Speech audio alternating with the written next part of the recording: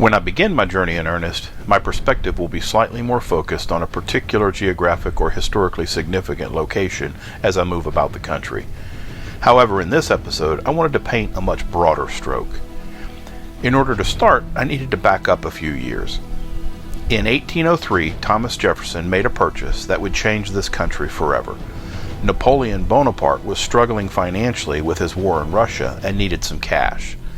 For $15 million, the United States more than doubled in size by adding 828,000 square miles of territory for the price of about 3 cents per acre. Even in today's money, that would come out to about 65 cents per acre. I did a little research, and as you know, 65 cents does not buy a whole lot today. But if you are in the market for a 12-pack of Crayola white chalk or a 16-ounce bottle of sparkling water at Aldi's, you are in luck. Unfortunately, if you want an acre of land in the United States today, the average price is a little closer to $3,100.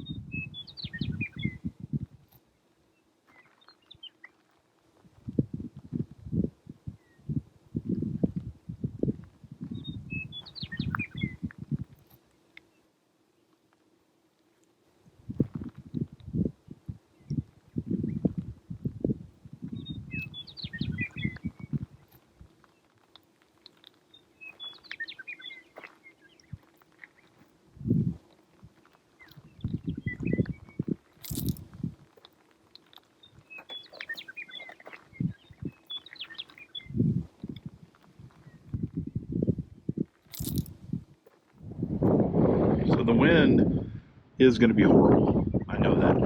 I'm okay with that. Currently I'm on the Lewis and Clark Trail, and as they came through, the mountains on one side,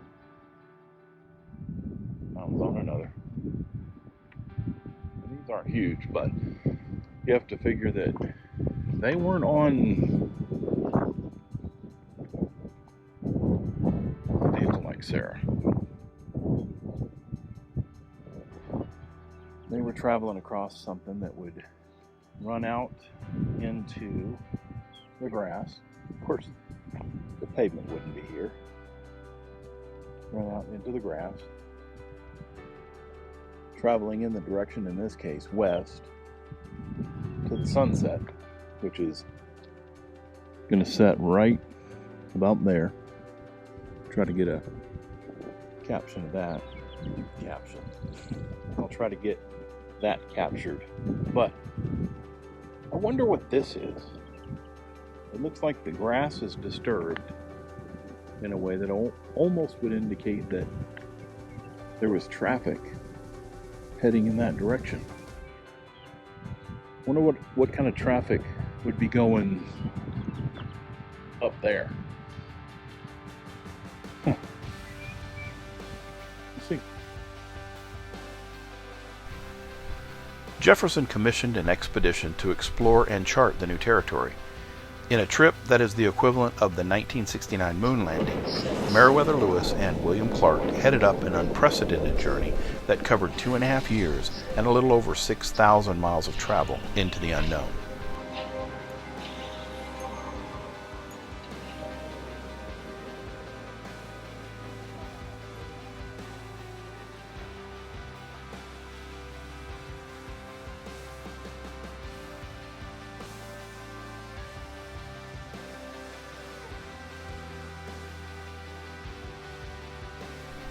Along the way, Lewis kept a very detailed journal that is today housed at the American Philosophical Society in Pennsylvania.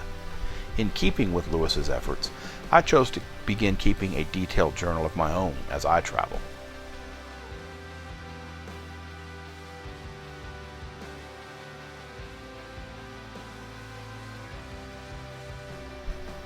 There were some very significant circumstances and individuals that participated in this expedition, not the least of which was a 16-year-old Native American guide, Sacagawea. Even though she was pregnant and later gave birth while on the journey, this expedition would never have been completed if it were not for her knowledge of the area and its abundant resources, as well as her relationship with several of the tribes that they encountered along the way. Additionally, York, an African American and slave to Clark, was an integral part of the journey, proving himself invaluable more than once along the way. It is also interesting to note that even though African American males would not get the vote until 1870, and women struggled another 50 years beyond that, finally receiving suffrage in 1919, the two aforementioned individuals had equal rights and a vote in each of the activities and decisions of this expedition.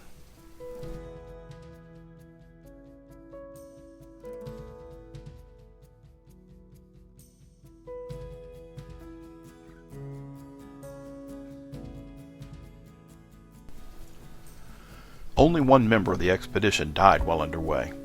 It is believed that Sergeant Floyd died from the complications of a ruptured appendix. That gravestone and the carving made by William Clark on their return journey in 1806 into the rocks of Pompey's Pillar in central Montana are the only known pieces of evidence that the party left behind. In much the same way that I believe that you should leave things better than you found them, I always carry out everything that I bring in to any campsite that I stay. I want to make sure that I leave a legacy that endures for generations to come, and ensuring that those that follow will be able to experience this beautiful country as it stood for centuries is part of that legacy.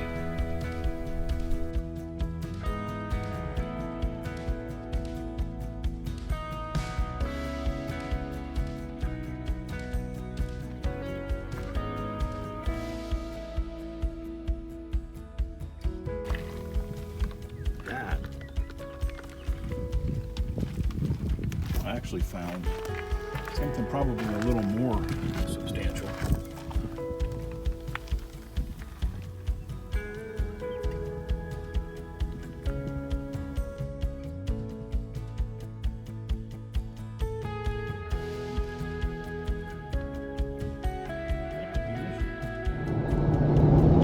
Literally in the footsteps of Lewis and Clark.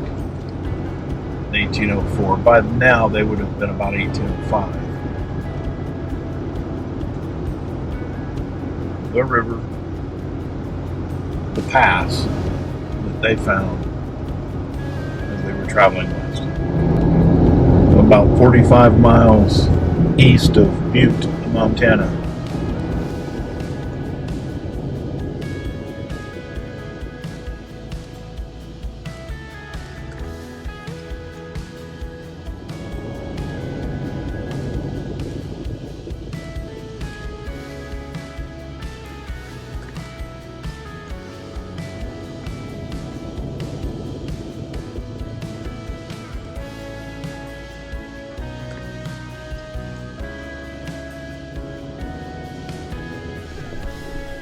Montana has a special place in my heart.